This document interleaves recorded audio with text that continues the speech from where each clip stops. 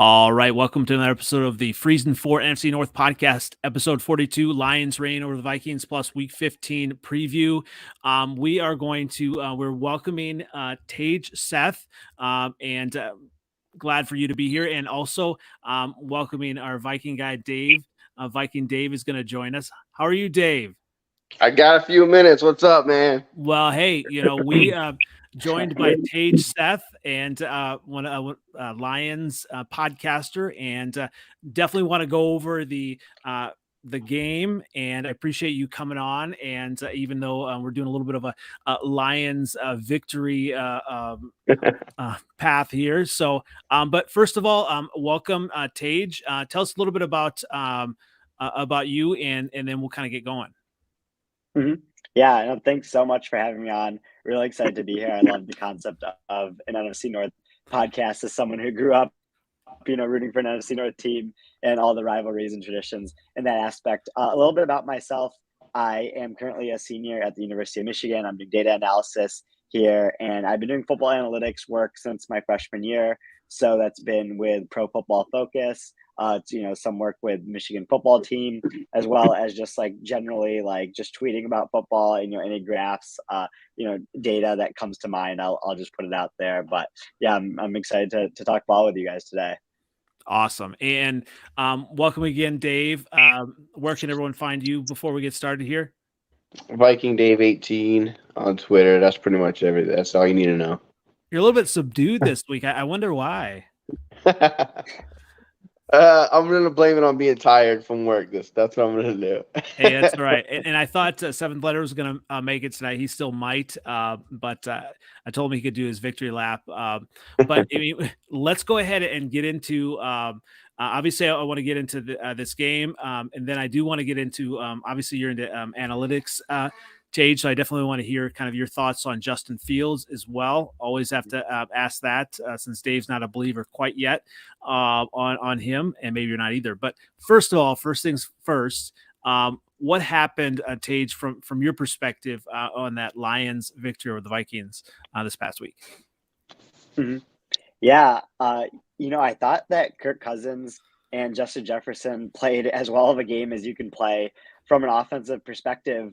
But it didn't really matter because of one, the Dalvin Cook fumble at the the Vikings plus 10 was a huge 7-point swing right before the half. But the big story coming out of the game is how well the Lions offense was able to pick apart the Vikings defense. And that started early with the Jameson Williams touchdown where Ben Johnson, the Lions offensive coordinator, called a play action early into the game. And the linebackers and safeties were still able to bite on it, leaving Jameson Williams pretty open down the field for that touchdown. But it was just a continuous usage of multiple weapons for the Lions throughout the game. DJ Chark had a touchdown down the left sideline. That was an explosive passing play where the majority of our yards came in the air, which was, not something the Lions have done a lot this season because of their limitations at quarterback. But when you add up everything that Ben Johnson has done, having the most diverse run game in the NFL right now, with a mix of outside zone, inside zone, and man gap schemes, and kind of like the intermediate to deep passing game that they were able to take advantage of. The Vikings secondary, who features a lot of like slower type players, we saw an offensive explosion from the Lions in this game that ended up leading to the win. Speaking of the intermediate passing game, I love the story about the whole Penei Sewell catch and how Dan Campbell didn't even realize that the play was going to happen. Yeah, I think, on the Pat McAfee show, he was joking around. He did a radio interview earlier that day where he said that, they decided to do that play together. He was playing a joke on the McAfee show, which was hilarious. So I think it's just his way of giving credit to these coordinators, Ben Johnson, Aaron Glenn on the offense and defense, who've done such a good job scheming up both sides of the ball, given that they don't have as much talent as a lot of their opponents. Yeah, and when you look at it, though, the Lions, I mean, their talent is coming into their own. And when you look, Dave, at this game, we talked about last week and in the previous weeks how, the Vikings secondary, has had problems. So is this more about, are you ready to say this game is more about what the Lions did right or maybe what the Vikings did wrong? No, there's serious issues on the defensive side of the ball for the Vikings. I got a buddy who's a Lions fan, and I told him after the week before that I don't remember who we played, but we barely won. Oh, the Jets game. And I'm like, Mike White threw for 300 and something yards. I was like, Goff's going to throw for 400. You guys are going to score 40 points. And they got close to 40. I mean, they scored 34. The defense can't cover. And right now they're not getting pressure. So before early in the season, I guess this is why they don't want to blitz a lot, because the corners are not doing their job. Patrick Peterson's playing fine, but the other side's not great. Cam Bynum is an okay safety. Harrison Smith's good, but he was out. So the secondary in general is not playing great. So it's just bad right now. It's been bad for a while, but they seem to make the plays when they need to all year. It didn't happen this week, obviously. Just there's a lot of issues. They can't, like I said, they can't get pressure.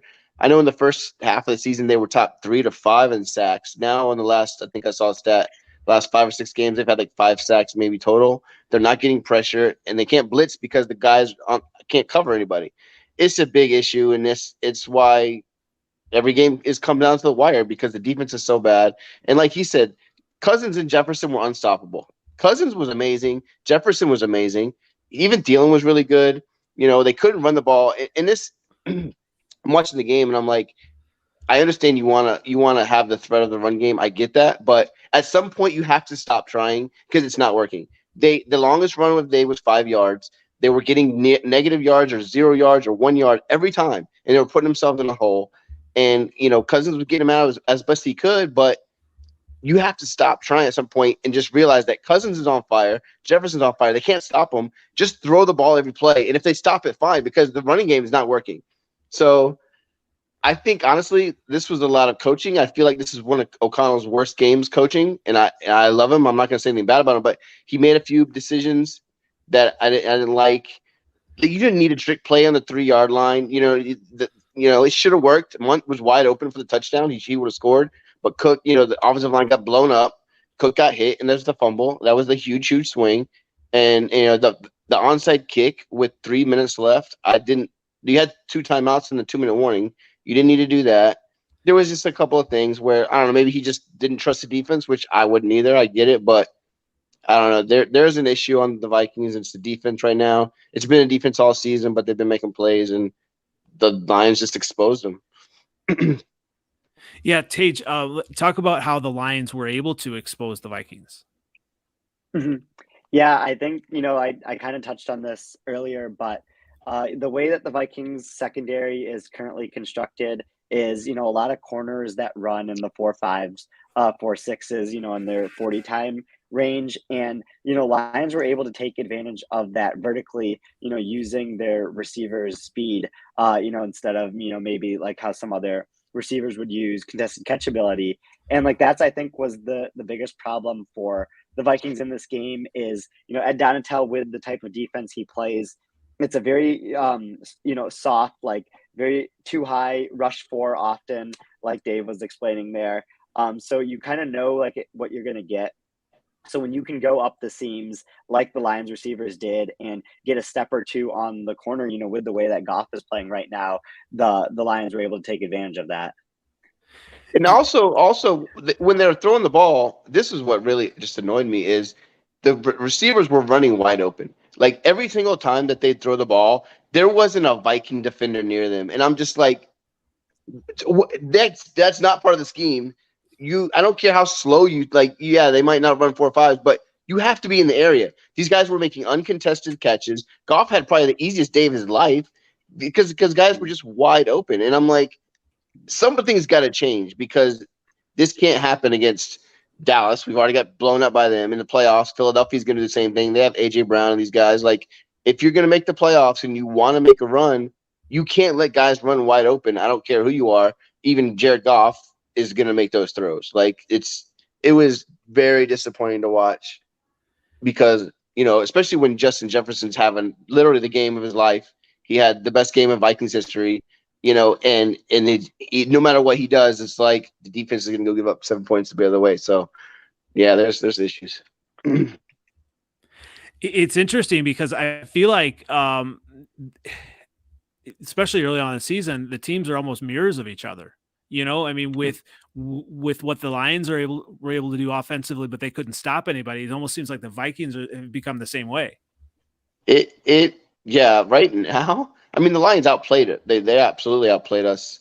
They played, solid for the most part on defense, good enough, obviously. And offensively, they were just. I don't even know if we made them punt. I don't remember. I know they had the fake punt, so that helped. That was a huge play because we finally got to stop, and then boom, they get the ball right back. So, yeah, we're playing really, really bad on defense. The only good thing is we have a couple of easy games here at the end of the season, and a lot of people want some changes on defense. People want Ed Donatel fired, and I'm like, are you going to do that with 4 games left in the season? I don't know if that's ever happened before, but something has to change. I don't know if you need to change play callers. I don't know. Can you change something this late? It's December. You know what I mean? Like, I don't know what's going to change. Like on Twitter, I'm just like, what can you do at this point besides minor tweaks and stuff like that? I don't know, but it's going to be one and done in the playoffs if things keep going like this. I know that. Well, it's easy to, did you have something, Tage, you wanted to add? Oh yeah, I just wanted to talk about, I think you mentioned this as well, but I think like the pressure rate has really decreased for the Vikings defensive line. The first 10 weeks of the season, they had a 37% pressure rate from their pass rushers, and then that's dropped down to 24% these past couple of weeks. And I think like Zadarius Smith and Danielle Hunter are really good edge rushers, and I think this is the interior defensive linemen that have not been able to get as much pressure. And like I think that's another reason why Goff was able to have a great day against the Vikings was his main weakness is interior pressure because of his lack of pocket mobility. But Russ Blacklock and Dalvin Tomlinson and Harrison Phillips like just not being as good as they were at the beginning of the season is probably hurting the Vikings in the interior defense. Well, not only that, those guys aren't pass rushers. You know what I mean?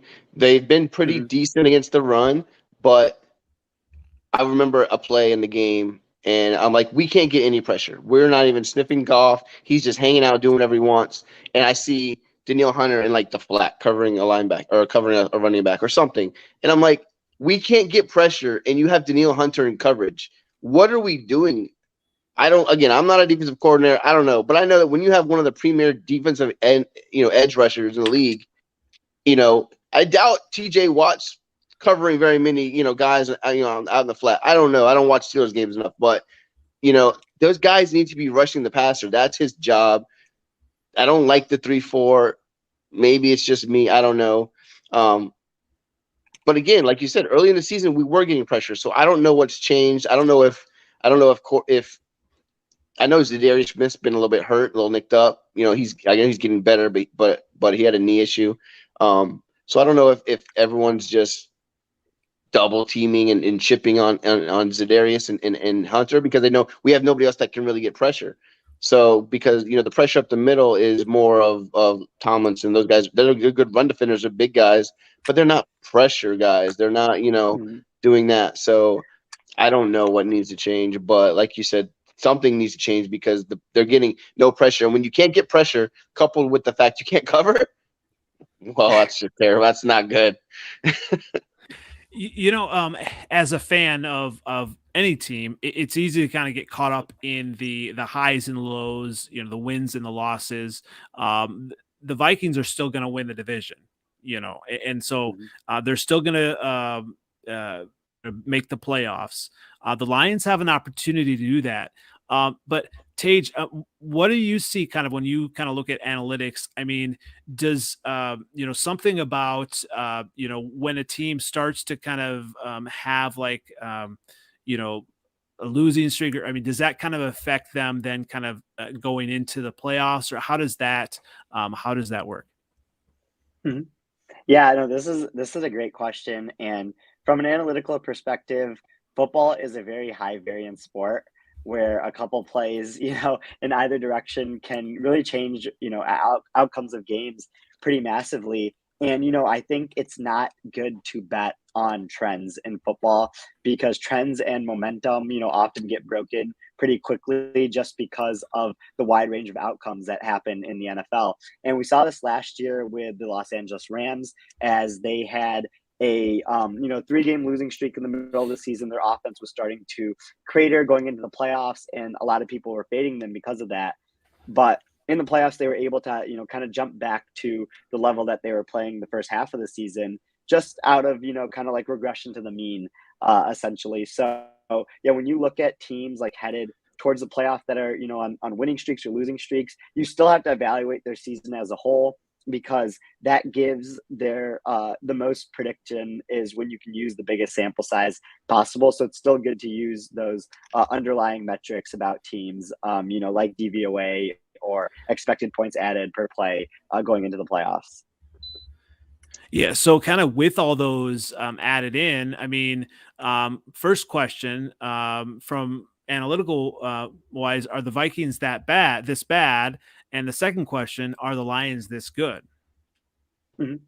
Yeah, so the Vikings were not as bad as we saw on Sunday, and the Lions were not as good as we saw on Sunday. So, I think like the funny thing about the Vikings in the Kirk Cousins era is they've been about average in advanced metrics basically every year. And, that's often with Kirk Cousins ranking top 12 in expected points added per pass, but their rushing offense usually being slightly below average, which takes it down. And we're seeing that again this year. They rank 16th on offense in expected points added, and then their defense ranks 19th. So, they are, kind of like an average team using the underlying metric.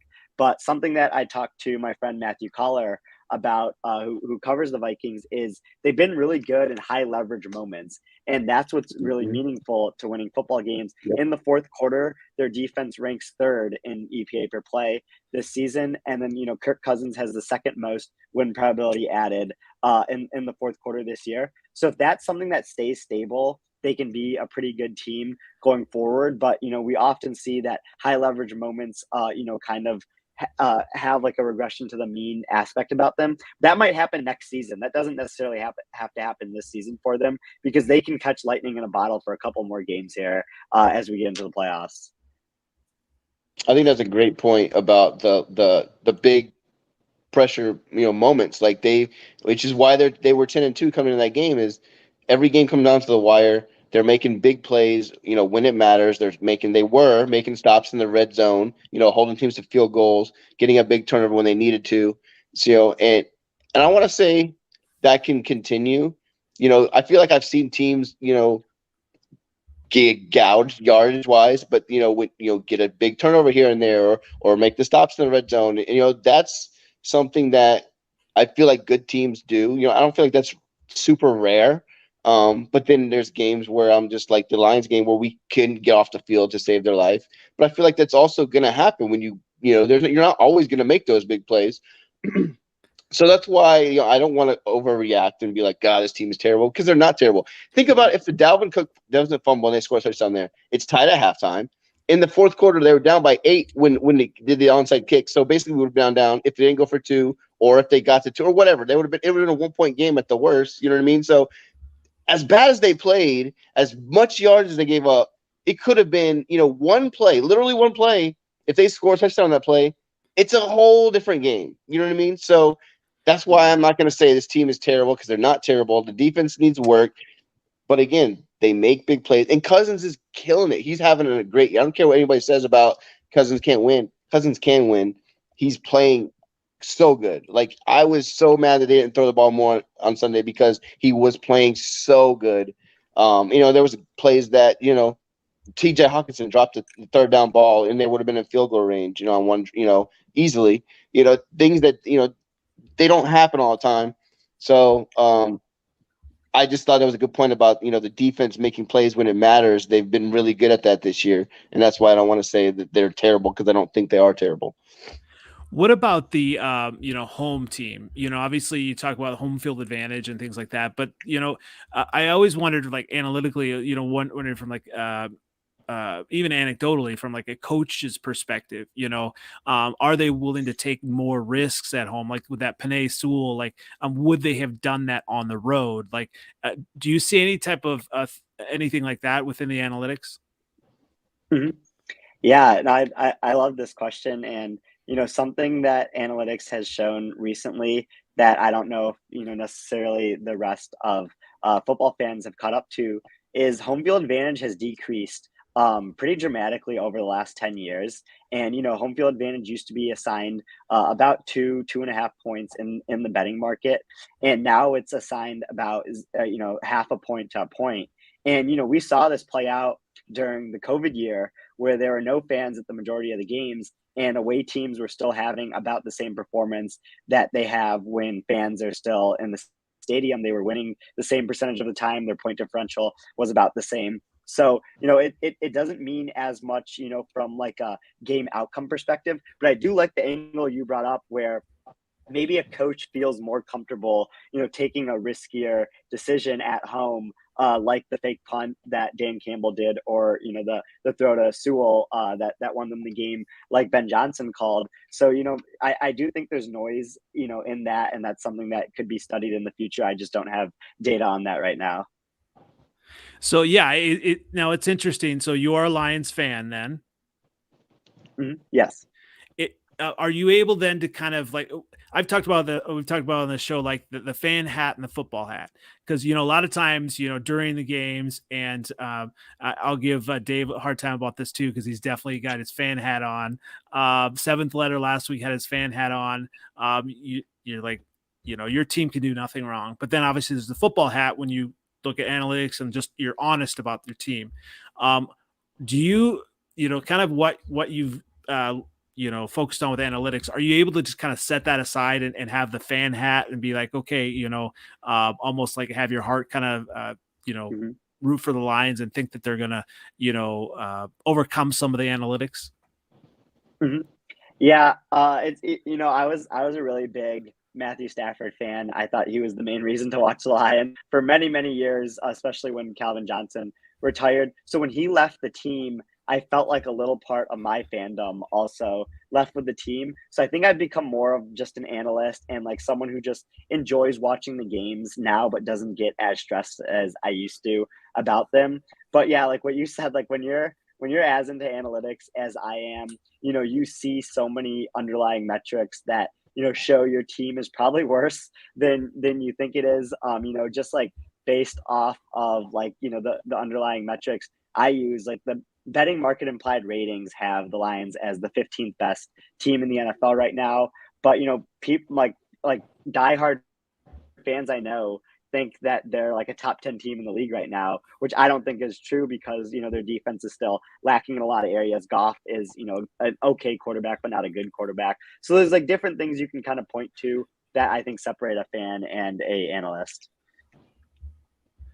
Yeah, and so I wanted to then, obviously we don't have a Packer fan this week, but I wanted to then kind of approach that from this perspective, because I've heard people look at this, and it's easy to kind of like Rev Trev talked about this on one of his podcasts. So he doesn't kind of be a prisoner of the moment and say, okay, well the Lions are they had the big win versus the Vikings, and the Packers were on bye, and they had the big win versus my Bears, and all of that. So when you look at it analytically, which team, because we know the Vikings are going to be there, so and the Bears are not going to be there.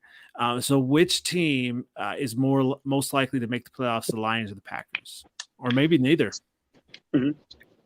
Yeah, so the answer would be neither. Mm-hmm. I ran the PFF model, which simulates the season 10,000 times for the rest of the year. And so the Lions have a 19% chance to make the playoffs right now, and the Packers have an 8% chance. So, the PFF considers the Packers a better team than the Lions right now, and the betting market says the same, and we'll see that in a couple weeks when they face off. The Packers will be favored in that game as long as Aaron Rodgers is starting. But since the Lions have a game up on the Packers and they have the tiebreaker over the Packers, as of right now, the PFF simulation gives them, an 11% better chance to make the playoffs. But neither is very likely, because you're going to have, in the NFC wildcard race, Washington has a 74% chance to make it right now. The Giants are 50-50 and the Seahawks are also 50-50. So those are, who we're looking towards to fill, the rest of the NFC playoff picture, along with, the Cowboys getting the top wild card seed there. So that's why, it's going to be tough for the Lions and the Packers to make it. But if one of those teams that I mentioned were able to fall apart down the stretch and go 1-3 or possibly lose all their games, then you can start talking about a better chance for the Lions or Packers to make it. Dave, if all of that happens, if either the Lions or the Packers were to make the playoffs, which one would you be most worried about?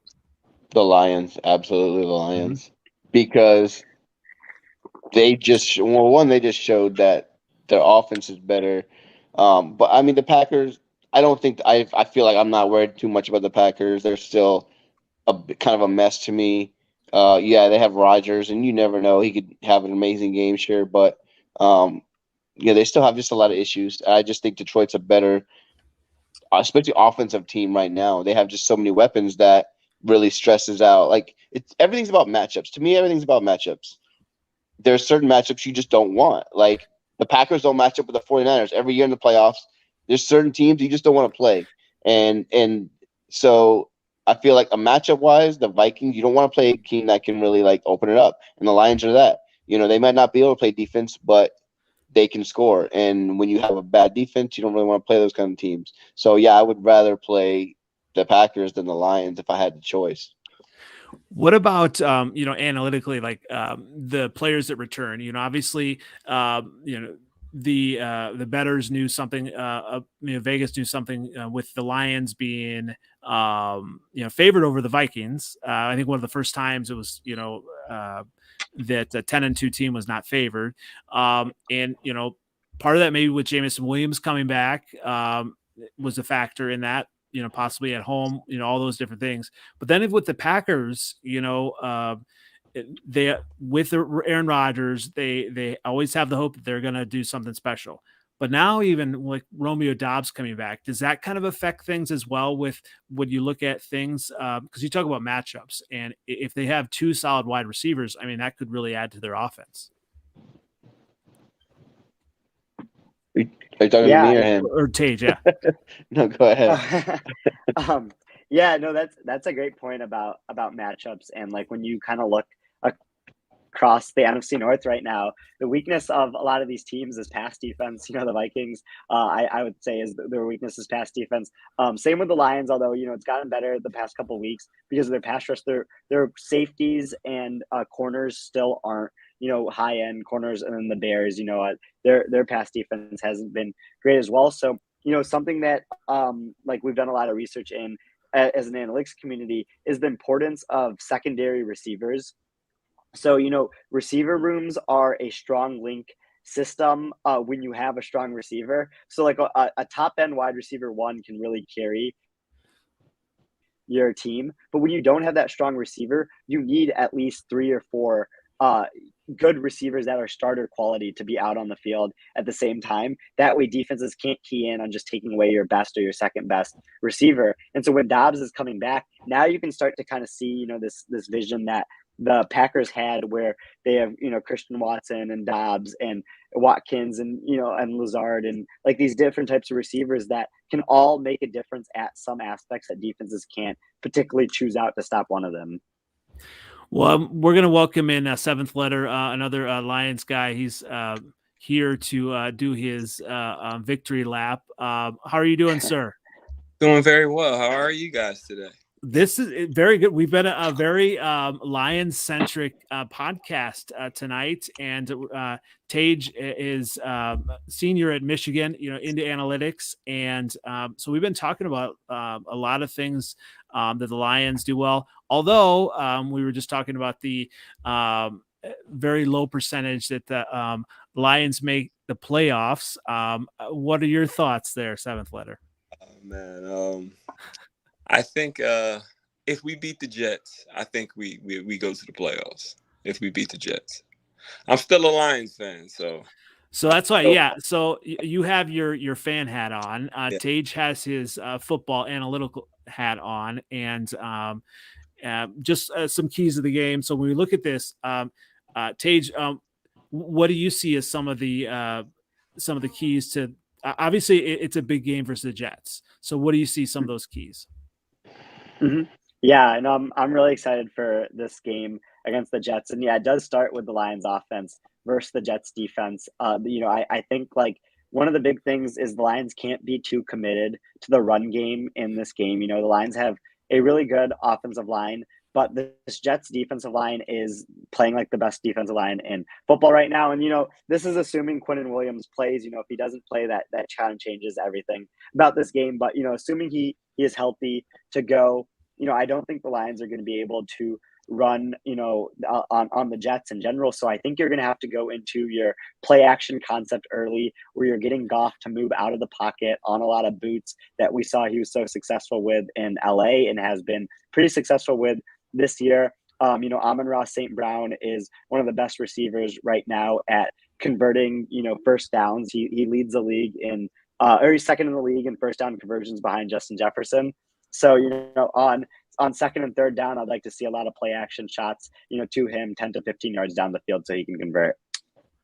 Well, even, a seventh letter, like with Jared Goff's like short throws, that might be important as well. Well, the Jets kind of stacked in the secondary too. Mm-hmm. So it'll be a tough one. It'll be much harder than the Vikings were last Sunday. What's up, Dave? I can't hear you. You're still way down in the division. Oh, my bad. Hopefully we see y'all in. No, you missed it. I gave y'all some props. You guys played good. Yeah, played real good. They did. Very, very, very happy. I'm still kind of high from it because they keep on talking about us on television. So it's I don't know, man. The Jets are tough though. I'm in New Jersey, so I see the Jets defense. It's just I don't think that they'll be able to really move the ball on them like that. You know what I'm saying? And I think that the defense can get tired. The Vikings kind of tired them out a little bit. They were getting a little leaky, and I think what's his name? The second running back got a touchdown on him. Just ran through. You know what I mean? So they can Madison. So, yeah. So if we can keep them on the field, I think we have a chance. But and run the ball. I believe in our offensive line. It's a good offensive line. Like we haven't been really that good the last few weeks because the past been going so well. But I think if I think Swift is getting healthy. We got a pretty good rotation at running back, so I think that we can play with him. And Jared Goff is playing kind of lights out right now. He's confident, and like I always told y'all, we gotta pat his head, rub his shoulder, and he plays well. And that's what happened. Like that's what's happening right now. So when you talk about good teams, and I'm still putting the Vikings in that good team category, because you win when it counts. You win in different ways. I mean, you win, high scoring games. You can win low scoring games. Are the Lions capable and built to win? Like maybe a 13-7 game or something like that. I mean, what do you see in Tage? Mm-hmm. Yeah, I don't think the Lions are going to be able to win many games where their offense scores under 20 points. The defense, the first 8 weeks of the season, ranked 32nd in expected points added per play. The last, or since week 9 here, they've ranked 25th. So, it's not the worst defense in the league anymore, but it's still not a good defense. And, I think, the emergence of James Houston as a pass rusher, he's a 6th round rookie, and also getting Jerry Jacobs back from injury and kind of getting him healthy to be, a starting corner in the Lions secondary has been the reason for that boost. But there's still a lot of holes. I think Will Harris is still one of the worst starting safeties in the league. The linebackers still have trouble, biting on play action and in coverage when they have to match up against a tight end. So offenses will be able to take advantage of the Lions defense, but if they're able to, get to, a certain score like 23, 25 points, like they can win football games. It's just going to be tough if the offense has an off day. The Jets don't have an offense, so I'm not really worried about it. That's what I'm saying. Like I'm not really worried about the Jets offensively. You know what I mean? I'm the quarter. What's his name? Mike, whatever the quarterback is. Mike White. He's just better than Pretty Boy. That'll fuck your mother. Whatever his name is. Zach Wilson. Yeah. Zach Wilson. better than him, but still not that good. You know what I'm saying? Like, I don't know. He's tough. I give him that, but I don't think that I'm not worried. You know, He's not that good. yeah. Offensively, I don't think they can score on us. Like if we had to play maybe the Vikings again, it's different because they can score. They can move the ball. You know what I'm saying? But the Jets, I think if they had a little bit of offense, they could have beat the Vikings. I don't know. Garrett Wilson, dude. That Garrett Wilson kid is nice, Yeah. man. Let me tell you what. If he gonna be out, he get a quarterback. Oh Lord, if the Jets get any kind of quarterback play, he's gonna be a problem. He is. They got some players on that team. Seventh letter. How many yards did Jefferson have? It was like 200. Yeah, I mean, okay. Okuda didn't play. He was the first half. Oh, see, he broke down. We started talking about Jefferson. Man, getting busy. He was getting busy the first half, but I think after he saw Hughes and fucking Armani Owarie, he went off. Like, there's nothing you could do. But he didn't score.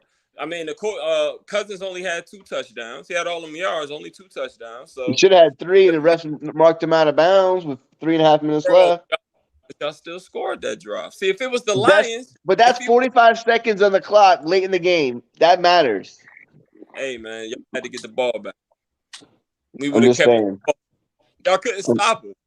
You're right. We couldn't stop you. I know we couldn't stop you. Let's go ahead and go ahead and preview Dave. Colts and the Vikings. I mean, obviously, it'll be important for the Vikings to kind of get right again. Do you see, the Vikings be able to kind of score again against the Colts and maybe even stop them? Because obviously the Colts are 31st ranked offensively, and you would think the Vikings would win this game, right? Yes, I do. I want to say yes. It's nice to see. I'm going to say nice. Think about Matt Ryan. As bad as they've been this year. Watch him throw for 300 yards again. I don't know. It might happen. Yeah, I do think that we should win this game. We're at home, again.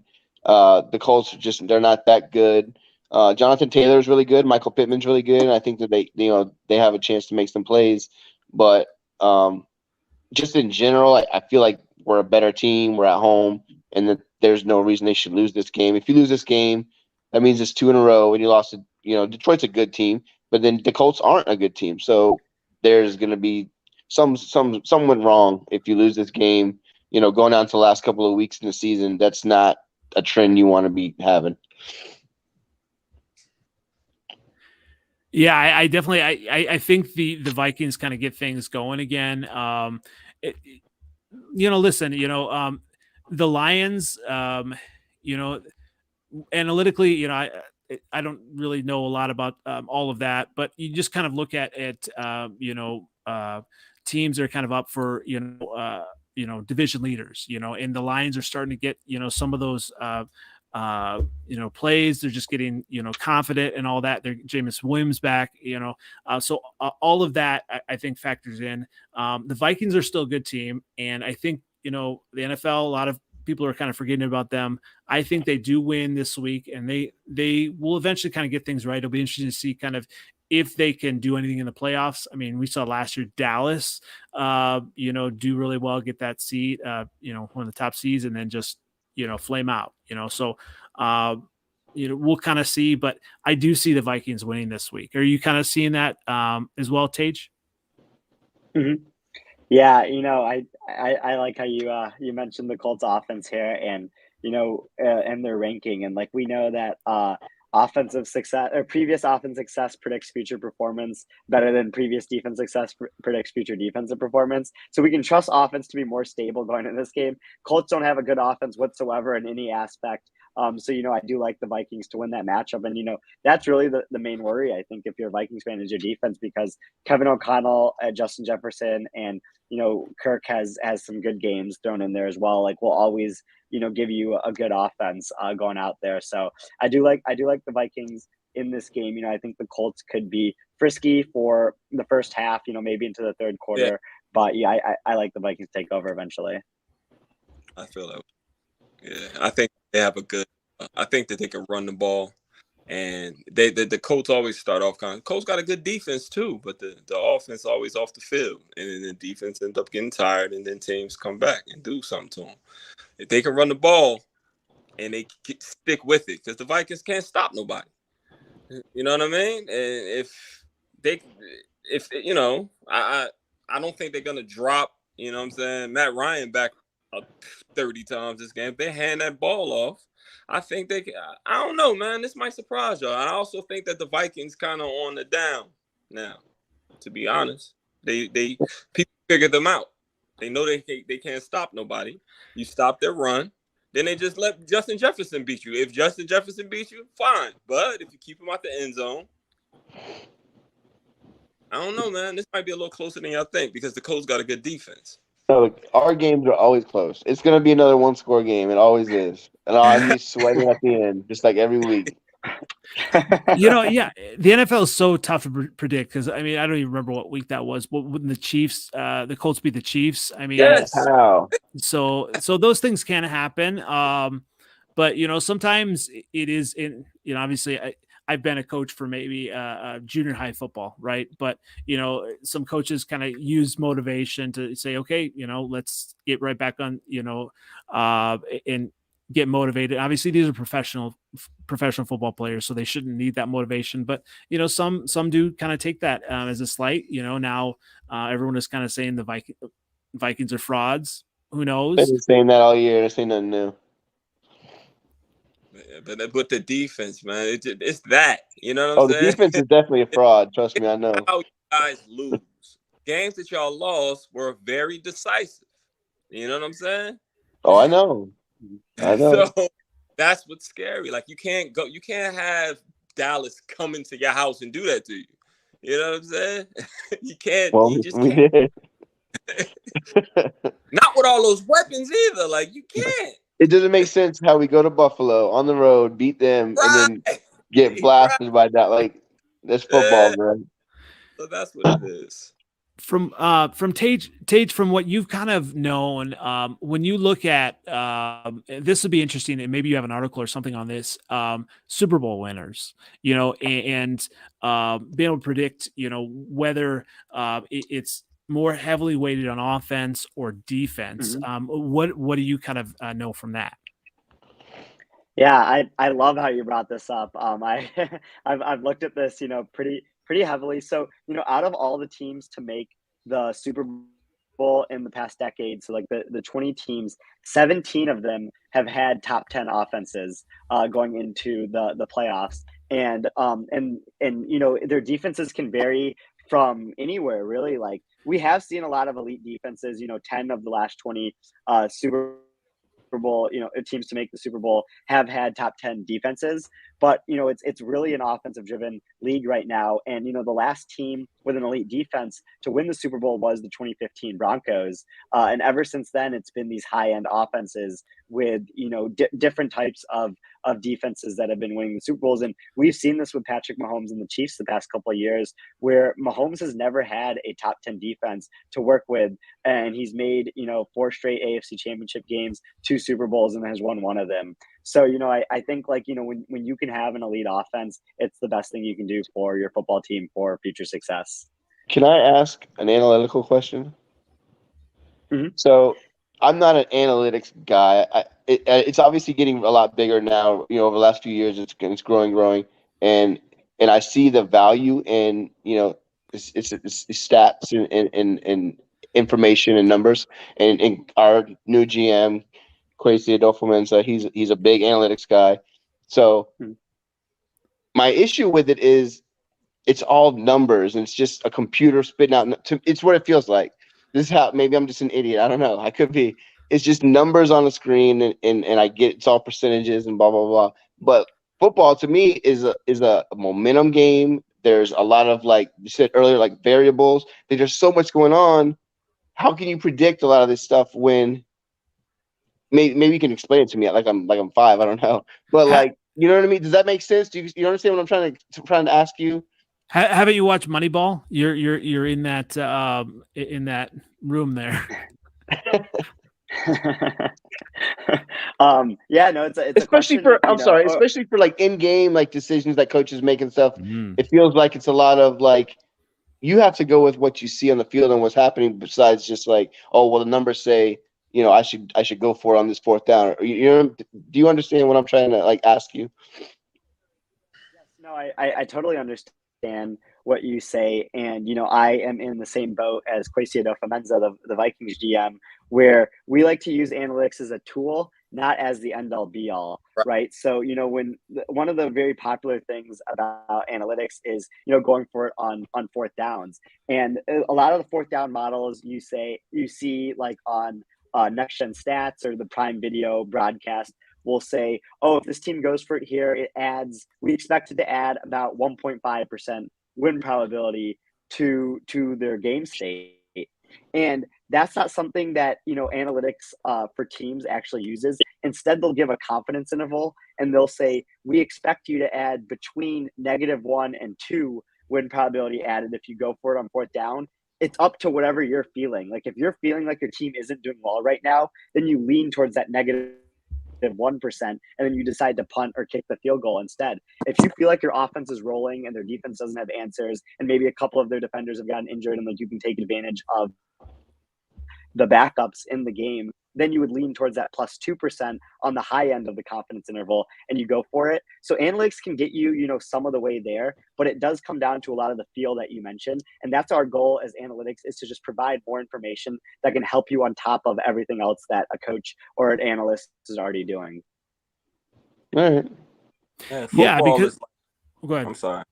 Football is it's a lot of quantitative aspects to it, but a lot of it is like man beat man. Like, you know what I'm saying? That's how like, I feel. Like it's like this is a game. Like go beat your you can't stop Justin Jefferson. I'm throwing him the ball. Good luck stopping him. You know what I mean? Like analytics can't tell you that guy can't cover my guy. You know what I mean? Or maybe it does say that. I don't know. Well, no, so it can, right? Like Justin Jefferson is by every single analytical metric out there the best receiver in the league right now. And wait, say that again. Corners.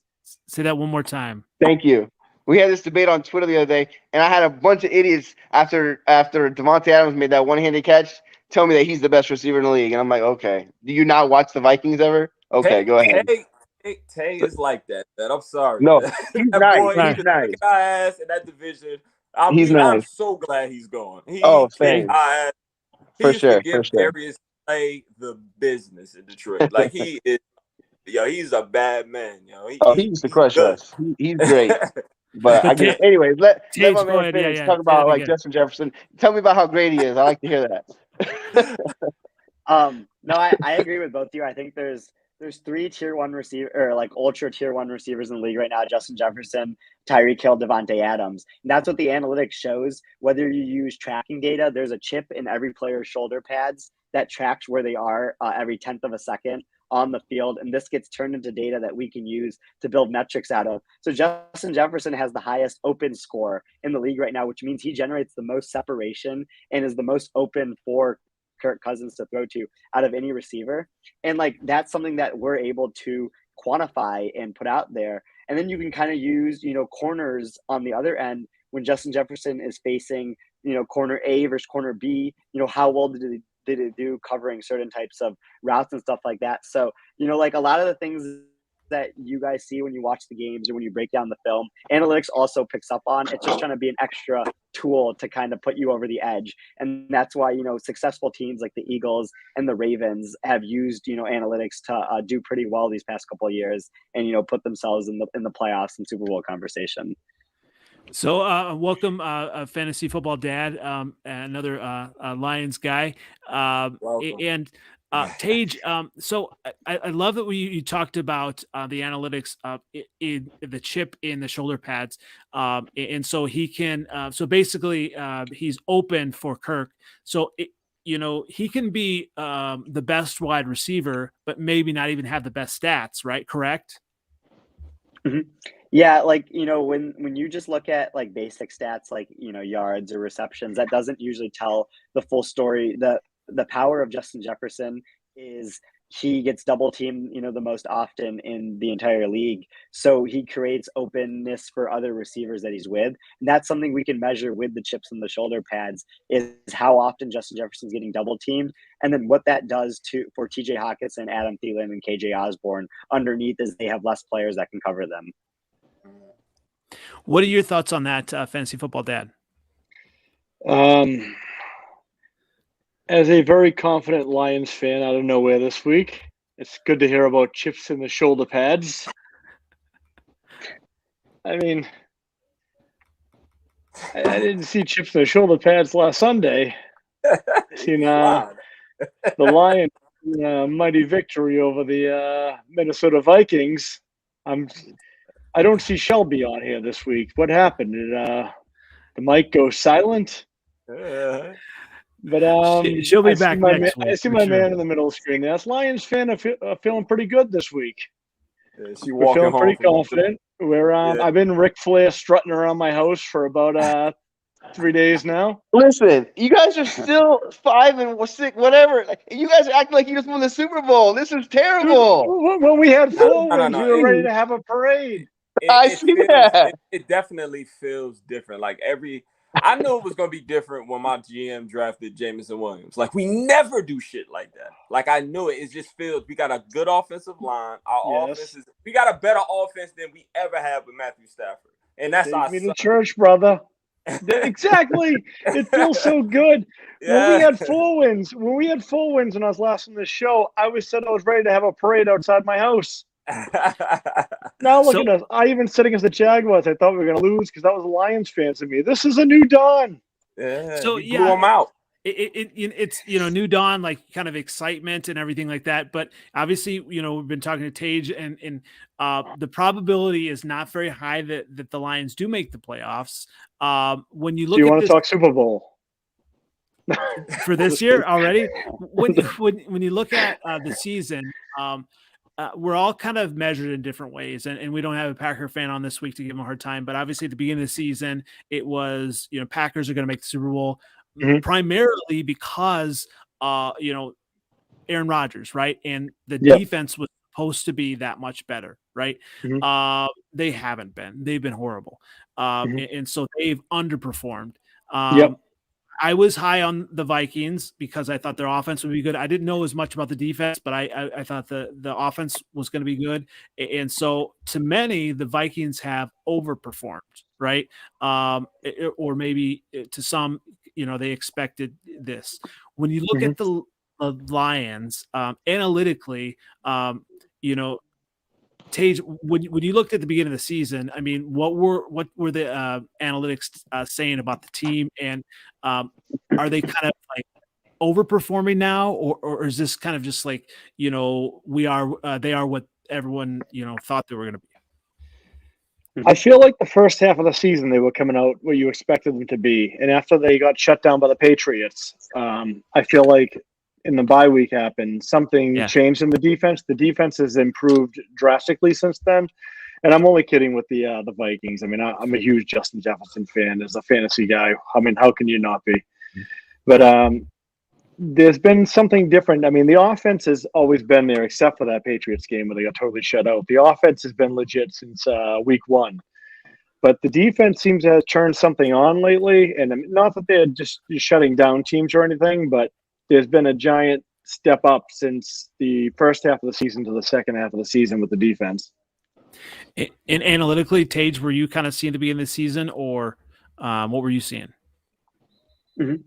Yeah, the Lions had, the 14th best offense and the 32nd ranked defense for the first half of the season. So, they weren't as bad as their 1-5 record said they were, but they weren't a good football team. Right now they have a top 10 offense and, the 25th best defense. So it's not, a very, very bad defense. It's just like a bad defense still. And so, usually what we see when we have a top 10 offense and a below average defense is the team usually finishes around 500. That's held true for the past couple of years now, given that it's like an offensive driven league, like we talked about earlier. So, if the Lions finish around 500, at 8-9, 9-8, I think that will be fair given their underlying metrics. As a Lions fan, that's the biggest. We just took that as a compliment. A little bit. we're like, exactly what thank you. I don't know. It's exactly Seventh what you letter. want to see in the second year as your rebuild, right? Like you win 3 games last year, you do poorly in 1-score games. This year we're about average in 1-score games, and we're about an average football team. Then you're hoping you can take the next step the year after. So it's been like a good rebuild so far. I have to give a lot of credit to Brad Holmes for building this roster up the way that it should be built. What I feel it's a step forward as far as going. Sorry to interrupt you. Going into next year, I feel like I had my doubts about Goff, and obviously when that trade went down with the Rams, I mean, clearly the Lions won that trade. We got the younger quarterback. He's playing better than we thought he would be, and we have the draft picks now. I feel like going into next year, we draft defensively. Our offense is set up for success. Now you draft for defense next year. And like I said, new dawn, hate to say it's being said a lot with the Lions fans nowadays, but I feel like going forward, there's a lot of optimism. Well, yeah, and what I was going to say too is when on Chicago radio, when I'm hearing the Bears, people talk about following the Lions' path to success. I mean, if the Bears are show as much promise next year as the Lions are showing this year, that's what I would want to see from a rebuild. And that's what the Bears, that's progression that you want to see. It's so easy as a fan to kind of look at a team and just, say they better win now, but it takes time to kind of build and, having the right pieces in place. And then also when you look at it, what'll be interesting and going into next year, as far as how each team finishes. If the Lions, finish off with a winning streak, I mean, what is their schedule going to look like? They're going to have a tougher schedule, aren't they? Yeah, but we're a better team. Like it's okay. Exactly. Like yeah, when you're a better team, you play. I would say that the Rams won the trade because they actually won a Super Bowl, but. I mean, now the short game time is like, you gotta be patient. And Jared Goff isn't flashy. He ain't gonna zip the ball, but he's winning. And he's winning the way that we know he can win. If you protect him and you give him a running game and he gets to play action football, he's a great quarterback.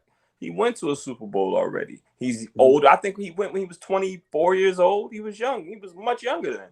He's improved. When we played the Patriots this year, when we didn't score, everybody on offense was hurt. Everybody. I don't think Amon-Ra played that game. You know what I'm saying? The Cowboy game, we were hurt again.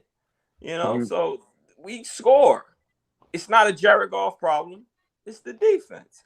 Keep Jared Goff. Maybe draft another quarterback later on in the draft, or pick up another good backup, because I feel like next year we can make a playoff run. If we don't make it this year, get us a real backup quarterback. So, if Jared Goff does get hurt or anything, we can have somebody that can step in and win a couple games like the Cowboys did. You know what I'm saying? Like, that's the way good teams are built. It feels different this time because we really built the trenches. We drafted Penei Sewell, Elaine McNeil. Everything was defense. Aiden Hutchinson, Pascal. I mean, we haven't seen, I forget homeboy from Washington that hasn't played yet, but he'll be back next year. One thing that, Fat Boy left us was a good offensive line. You know what I'm saying? And he drafted Penei Sewell and made us an exceptionally really good offensive line. You know what I'm saying? So it feels different. I'm happy. I think we can make the playoffs this year. If you're in the tournament, anything can happen. It's all about the matchups. Say we bump into the Vikings the first round. They can't stop nobody. We win a playoff game. Then we go back to Dallas and we beat their ass like we should have did the first time. If my boy wouldn't have fumbled at the one. For real. Like, don't stop playing with my team, man. We ain't that bad. Like he's saying. I like everything he's saying right now. We ain't that bad. We sucked for a long time. If I'm telling you this, all that year when Matthew Stafford had all those comebacks, I said we're not that good. And Dallas whooped our ass on Monday Night Football. I knew it. It doesn't feel like that. We got a pass rush now. Yeah. We gonna be all right. I'm telling you. I'm telling you, man. It's just Christmas cheer. So Dave, then, are the Vikings kind of able to kind of turn this thing around? I mean, we talked about it a little bit. I mean, Seventh Letter was talking some big smack there about if we meet in the playoffs. I mean, I don't know. I mean, there's something about like a quarterback who's been there before, and I mean, Kirk Cousins has won a playoff game, right? He did. They beat the Saints a couple years ago. Listen. I'm usually pretty realistic about my team. I usually can tell you when I think they're actually good. I think they're a good team this year. I don't think that they're going to the Super Bowl. I say that because the defense isn't good enough, and I think they're just not going to be able to make the plays. I don't think we're better. I think we're the fourth best team in the NFC. I think Philly, Dallas, and the 49ers are better than us. I think we might hopefully get a good matchup against a Washington or a Giants or a Seattle team in the playoffs in the first round at home. To be honest, I don't want to play Detroit. I don't want to see them sneak in because I don't want to play them. Yeah. So if we play one of those other teams, I think we're better than them. I think we win. And then we got to play a team like the 49ers, and that terrifies me. The only thing I would think about is maybe that, their quarterback is not that good. But it doesn't matter if you can't stop the run game. Those guys like to run, and we, anyways, it's just a bad matchup. I don't like it. I don't, could I see us winning a game? Sure, I could see us beating them. But are you going to beat them? And then are you going to go and beat Dallas or Philadelphia? And then are you going to win in the Super Bowl? No, I don't think that that's realistic. Could it happen? Sure, because I think that they are a good team and teams go on run. So, yes. But if I'm being realistic, I don't think it happens unless something changes drastically soon and they are able to figure out what the issue, main issue is, and they can slow some of these teams down, or unless the offense just goes crazy and no one can touch. Justin Jefferson has one of those seasons like Larry Fitzgerald had in the playoffs where nobody could touch him. You know what I mean? Something like that. Otherwise, I just think it's going to be maybe we win a game, but I don't feel like they're good enough to make a big run. It's going to be interesting to watch. Well, it's been a lot of fun this week. Where can everyone find you again, Tage? Yeah, if everyone wants to follow me on Twitter, I'm at Tage FB Analytics, so TEJ FB and then Analytics. So yeah, you can find me on Twitter, and then I have my podcast, Take the Points, on Apple, Spotify, Google Podcasts. So feel free to listen to that as well. And for anyone out there, I had a lot of questions about analytics on this show. If anyone ever wants to DM me and like has any questions or wants me to get data for them, always feel free. My DMs are open, and that goes for all you guys on here as well. Great stuff. And where can everyone find you, Seventh Letter? Seventh Letter 4 on Twitter. Same OG on Instagram. Oh God, Las Vegas to Detroit Sports Radio. Fuck the Raiders because they fucked up my draft. Always have to get that in. Yeah. Dave, where can everyone find you again? At Viking Dave 18, and I do the fantasy show, but that's slowed down a little bit. Josh has been on a hiatus, so we might get back at it soon. Hopefully, we'll see. Awesome. And Fantasy Football Dad, where can everyone find you? I'm on Twitter at TFF Dad with the Fantasy Football Dudes podcast at TFF Dudes. And sorry I was late tonight, but as you know, me and technology, it is what it is. I pop in when I can. Awesome. And I am NFL Updated on Twitter and on YouTube. Thanks again, everyone, for joining us. Once again, this has been Freezin for NFC North Podcast, episode 42. Let's see how the Week 15 turns out and if the Lions can pull it off. I don't know. We'll see. Thanks again, everyone. Fever, baby.